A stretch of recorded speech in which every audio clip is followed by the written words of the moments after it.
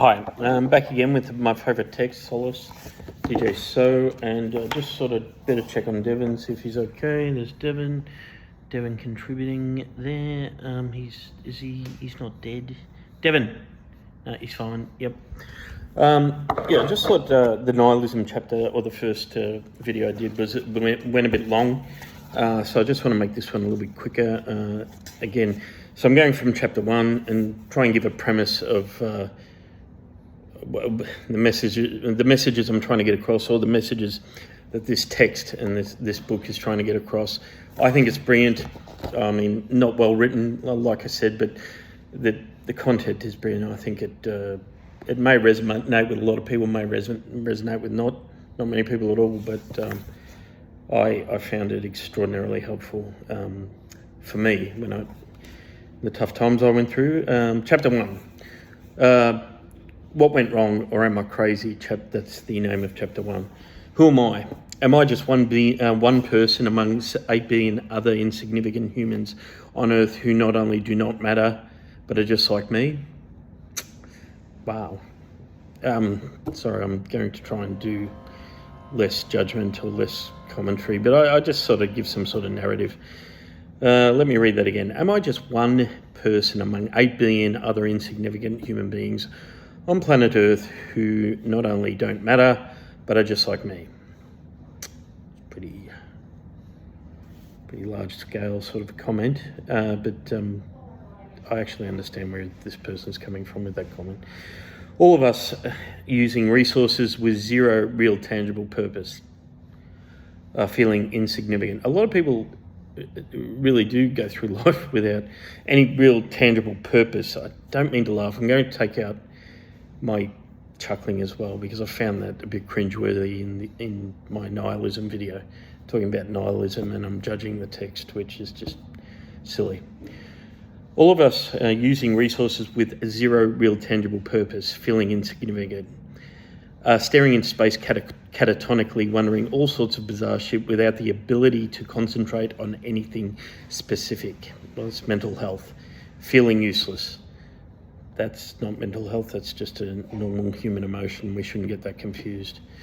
Allowing other people to ruin and run our existence, and hence leading to feelings of being a victim, and then cynical feelings. A lot of us, whether we admit that or not, we do feel that way.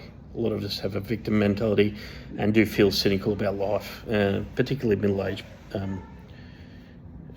men. I can only speak for middle-aged men because I'm one of them. Okay. Middle-aged. This is not gender.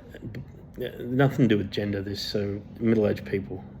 The only people who should be allowed to alter my existence, my level of happiness, or my mindset are the two people who brought me into this planet or existence, which are your parents, obviously. Unfortunately, one of them died and the other is distant. Oh, that's sad, but that will happen once you... How did I get here? Why do I feel so bad about myself? Why do I hate myself so much? It's getting a bit deep. What did I do so wrong? Why do I want to hurt myself? Why do I feel punishment is something I so deserve? Am I even sane anymore? Okay. Let me introduce myself. I'm a middle-aged, middle-income, average married man and father with close siblings and parents living in Australia, in a lovely capital city in Australia, who up until a few years ago had a pretty average, uneventful life. However, the last couple of years have been very tough in comparison to my earlier life experiences. Things started to go wrong for me about the time I lost my job. A job I loved of 12 years, which resulted in shaking my foundations to the core, giving me an overwhelming sense of insignificance. Yep. This loss of job security was closely followed by my dad dying of cancer within a matter of months, which I understand happens to a lot of people, but it's quite hard to rationalise when you look at the nature of the disease. My mother also had a life-saving operation at 70 years of age, which also left me quite shaken. Okay, one of the parents has got cancer on his last legs, and I know what that's like. That's horrific. And the other parent at the same time. See, that's what I was getting at in the nihilism chapter. I think I touched on this, saying that you can have a very long period where nothing really goes wrong, and then 2 or 3 things go wrong. And have you got the tools to cope? Have you got the tools to cope? Have you really got the mental tools and the skills within your mind to cope? Well, no, you don't. Not if you've had 30 years of easy run, or 30 years of 100k salary doing maybe being an accountant or something. I don't think you do. So my wife and I have been unable to have another child, which has resulted in some confrontational analysis. I know the population of Earth is certainly overrun already, but I'd love to have another child, coupled with the fact that in recent years I've managed to obtain and lose a string of jobs. Yeah, that happens. See, this guy's too harsh on himself. And it is abundantly clear that there is only one common denominator to this equation, and that's yours truly. See, too hard on oneself. Being too hard on oneself is going to lead to pain. Some people enjoy pain. He may enjoy pain. He or she may enjoy pain. There is nowhere to hide from this fact. The results of these events have resulted in a loss of my life savings to gambling and a bad investment, of which I blame myself, ending with multiple heart attacks, which required emergency stent surgery. The product of the modern day diet of sugar, fat, salt, and other yummy goodies. That's what. Okay, I hear you say these events are not ideal, but not that horrific. I mean, However, compared to the earlier years of my life, the last 3 years have required a major shift in focus. In my earlier life, I used to complain about not getting enough of a pay rise, the global interest rates, property prices, when my boss would not communicate to my satisfaction, and why the Bombers, which is a football team in Australia, have not won a recent final. Have I had a very easy life and needed to learn what life was really all about? I would say no. My answer to that's a question mark there, is no. I think you've had okay life, and you've been hit all at once. You didn't have the tools. Stop blaming yourself. Yeah.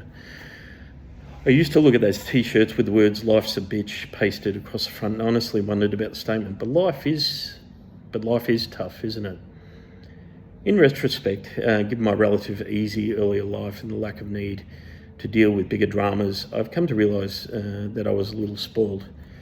We tap on that in the nihilism video, which I've done prior to this. Can you be middle-aged and spoiled? And we come to the conclusion that yes, you can. Certainly, you can have a huge ego. You're CEOs, biggest spoiled brats on the planet. They get a lot of money, They say they do a lot of work, but I don't see them. I don't see them working that hard. What do they say? Psychopath is the number one personality characteristic of CEOs. But I certainly didn't realise this at the time. Perhaps very spoiled, but I certainly didn't realise this. I would whine and get angry about small things, such as someone cutting me off in traffic. Yeah, I get angry at that. Does that mean I'm a spoiled brat? Or the hot water going out for a day. That's not good either. I don't want that to happen. I live in Australia, or America, surely that's not going to happen, is it? Or not having the live version of a sporting event I wanted to watch, the big fight on UFC. Well, I need that as well. Need I go on? Brat.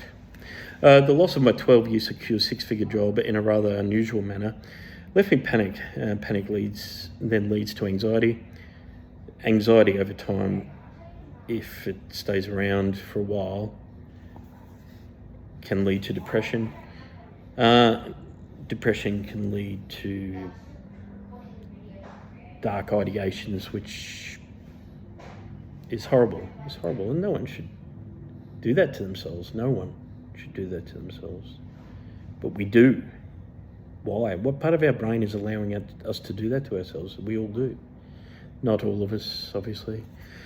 Let's not dwell on this one just yet. So that's the opening chapter. So it's the opening sort of text, and it's sort of giving it's not a biography. Well, I guess it is, but see how this text is really trying to help a lot of people. It's trying to help a lot of people, and I just think it's crucial text. I do. All right, that'll be the end of the video. It's only 10 minutes, but chapter 2 will be panic and self-loathing. Lost his job, lost his dad to a horrible disease, and obviously panic and self-loathing has kicked in, so he blames himself for the loss of the job, and maybe his fault, may not be. We'll get into that. And then chapter 3 is I can't seem to function anymore in this world. Right, a lot of us have been there, or at some point we will be there, and then it goes on to looking for the solution, trying to get better, lack of money, gambling and obesity. Yep, okay. So it goes through a lot of real world topics, but then the later chapters do analyse the way that modern day living is going. Modern first world living. I can only speak, and the text can only speak of modern first world living, so it goes over modern first world living. For example, why are a lot of us so unhappy? Why are a lot of us so unhappy? You go to India, you go to the slums of India, and they stink really bad, and then the kids are all together, and people actually genuinely happy. They've got a sense of community. They trust each other. They look after each other. It's a horrible place to live. The poorest of the poor. They're smiling. They're happy. A lot of us, look, we've got big apartments. We've got big toys. We've got flat screen TVs. We've got YouTube. We've got Netflix. I've got the instant sports analysis, and I love sport. And there is absolutely. How can we be depressed? How can we be so unhappy when you sort of weigh that up? And we are. So there's something wrong, and we have to figure that out, don't we? Like we can't just take a pill and try and release a chemical. Although if that works, it works. But we have to think exactly what it is. Exactly what it is that's going on. All right, thank you.